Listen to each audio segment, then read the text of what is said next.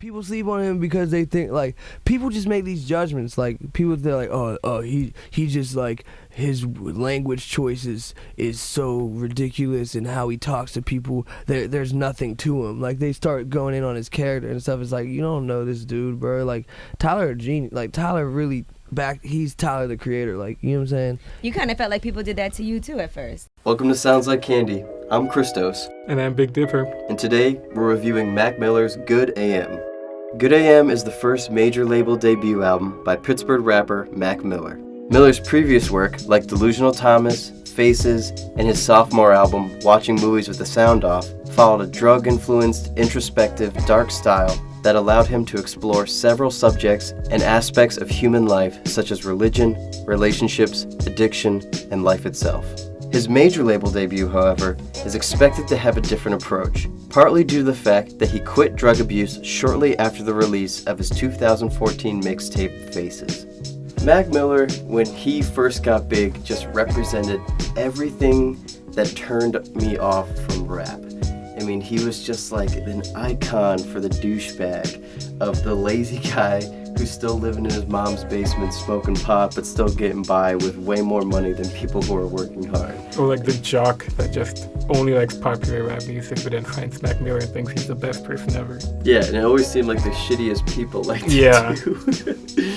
You know, I really started looking at him differently when I heard the Faces mixtape as well as Watching Movies with the Sound Off. There was nothing that really, shook me, but it still suggested that this was an artist. He was an artist who was going for more than maybe I was giving him credit for. I know, at least for me, I did try to listen to his older stuff before, and I couldn't stand it. And then once I heard Watching Movies with the Sound Off, I instantly fell in love with it. This album, Good A.M., is all over the place. I mean, it really, to me, didn't really exactly know what kind of album he wanted to make, and that's not a bad thing. Really? I think that he was really, at least tonally, he was all over the place, and maybe that was also part of the character too. Like, for example, like I think the first 6 or 7 tracks of the album are just this comfortable, just reflection on his own success. And rappers looking back at their success is nothing new, but he does it in a way that you just absolutely believe him. Like, he's not trying to convince you that he's great. I mean, it really feels like he's waking up in bed, explaining to us what's happened to him. Yeah. And it just feels comfortable. I kind of feel the exact same way how you did about it, but I feel like with him talking about his old music career, I feel like he was talking about it in a way where he was kind of knowing where he is, but more like that's not gonna determine what kind of person he is, and how that used to be how he determined it. Where you could see like with Brand Name or Doors, they talked about it in that sort of way, and then he wanted to get out of that, and you can see him getting out of that in Rush Hour and 2 Matches, which was interesting because it's a sequel to a song off of Watching Movies with the Sound Off called Matches with the same person. And it's like a different incarnation of Mac Miller in that song. Just him talking about his childhood again, but this time in a more positive and happy light, and how that made him into a better person. The entire album is still melancholy, but kind of like a sweet melancholy where you're just happy in some states. Like even in the song Rush Hour, I love the chorus where he says, "The world don't give a fuck about your loneliness," and how that kind of implies that no one cares about you, no one cares about your problems, so you shouldn't care about your problems as well, and just try to use that energy and to do something productive that makes you happy in life. A lot of rappers will talk about, talking to the listener like you need to wake up and realize your potential. I mean, that's kind of a common thing in rap. Mac Miller does it in a way that feels like he has sound advice. Yeah, like he's been through that experience. Yeah, like I feel on the same plane as Mac Miller. He doesn't come off as this huge titan of rap that I'll never be. It's like he really is like the everyman's rapper. Yeah, I guess that's one reason why I liked In the Bag a lot, is because he's doing this huge song, which he isn't. He's not that type of person. And it even has that opening where Domo Genesis talks him saying that even though he's white, he should just go all out. That's definitely where the album to me started to like take that change where from Doors all the way up to like Clubhouse, the first 8 tracks, he's like I said, he's comfy, there's like really minimalist beats that are Yeah. just like, you can just tell he's smiling. I mean, he's practically in his pajamas, like when you just, is the vibe he's giving off. And then In the Bag, followed by Break the Law. It's like, this is the hard shit. Yeah. Like, this is like, I don't fuck around, and like, this is where he's like proving himself as like a hard rapper. And that's not a bad thing. It's just, it's so sudden, and it's so, after 7 tracks of really similar kind of flow, it's like, whoa, like, what is this? I mean, he still has these hooks that I could totally imagine being at a party where everyone's just drunk, I mean, and just clinking their solo cups together. And he doesn't do it in a way that feels like a bunch of guys around a boardroom wrote the song. Like, it feels like he understands the vibe of the people who are enjoying his music. I think the second half of the album is like leagues more interesting than the first half.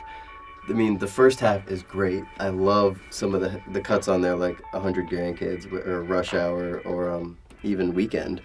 But the second one, not only just production-wise, but I feel like he's being a little bit more vulnerable, whether it be, Perfect Circle and Godspeed, and ROS, and even Jump and Festival. Like, not only do I think the production is more interesting, but I feel like we're seeing Mac Miller, not the typical Mac, not the typical party Mac that we're all used to, but it's one that's kind of wavering a little bit in his confidence. And that is so different from the first 8 tracks that, like I said, it's not bad. It's just like, whoa, like there was a knob change here. Yeah. Do you think that Mac Miller really went through an awful phase? Yeah, especially through Delusional Thomas. I don't know if you listened to that album, but it's just like him hating himself and hating the world. You could see, especially in Good AM, where he's just woken up and now he just feels a lot better about life. Yeah, it's like he got over it. Yeah, he just got over all that. Yeah, that definitely resonates with this album, the feeling of like kind of waking up and realizing what's going on around you. I can't tell. I mean, it's not horrible, but there are too many tracks on this album. I don't think that this is a strong enough concept album for it to go this long. At least like there's no 5-6 minute cuts. Like every track is this little piece so that they're digestible, but after track 12, 13, you're just kind of like, how much is on here? But I think in terms of like, if a listener's going through a full album listen, you could really hit them hard by getting to that second half 2 or 3 tracks sooner. But, that's just how I feel when I'm listening through it. I mean, it's an hour-long album, a little bit longer than usual. Every song kind of has a meaning in it as well. I just feel like some songs like cut the check. Probably only cut the check right now from what I could think of. Yeah, that's definitely the first one that'd be on my list. There's still good songs. Like there isn't any like complete flops on this album, but maybe just from a producing standpoint and recognizing how good some of that second half is, I'm just like hungry for it. I feel like Mac going through this experience kind of made him into a better rapper, and I feel like if you did listen to stuff before and didn't like it, you might like this one a bit more, coming from all that experience and hearing all the pain. I feel like that helps, especially if you didn't like his douchebag mentality or his emo mentality. Middle. Yeah, well, it's a cynical coming through your digital mind. I put my dick inside some kitten when I finish a rhyme. Need another whip, that's my ambition to ride. I'm drinking liquor and it racking up DWIs. It's the uncomparable. Who do you compare me to? The candy paint cherry and the punch is raspberry blue. I wrap circles round y'all, this shit is spherical, hysterical. The flow creating burial scenes, I'm dying. On my back door, I carry the team. And every time we out in public, shit, we very obscene. Yeah, Larry fishing on the fucking fat bitch or two. Girl, me and you could be something, we apples and juice. I'm way too advanced for y'all. 2-pack a day smoke, get my cancer wrong. Can't go wrong, always been the man, no flaws. Fuck this rap shit, I'm at the mall trying to get a job, but my application's sitting at the bottom of the pile. Cause the manager tell me I'm the father to a child. It's America, home of hamburgers and some more shit. Don't play me, I ain't